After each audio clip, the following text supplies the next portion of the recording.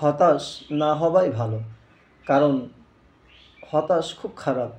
মানুষ যখন হতাশ হয়ে যায়, এমনি মানুষের চিন্তাধারাটা বদলে যায়। তাই হতাশ না হয়ে সামনে আরও এগিয়ে যেতে হবে। আল্লাহ পাকের উপর ভরসা রেখে আল্লাহ একটা উপায় বার করে দেবে ইনশাআল্লাহ। ভালো লাগা মানুষগুলোর খারাপ ব্যবহারগুলো খুব খারাপ লাগে। খালি খারাপ লাগে তা নয়, অনেকটা সময় এগুলো কষ্টর সম্মুখীনও হয়ে যায়। জীবনটা তো এমনই, খারাপ সময় ভালো সময় আসবে। খারাপ সময়ে মানুষ অত্যাধিক চিন্তার ভিতরে পড়ে যায়, কিন্তু যখন সময়টা খুব সুখের থাকে তখন মানুষ খুব চিন্তা করে না, চিন্তার ভিতরেই থাকে না।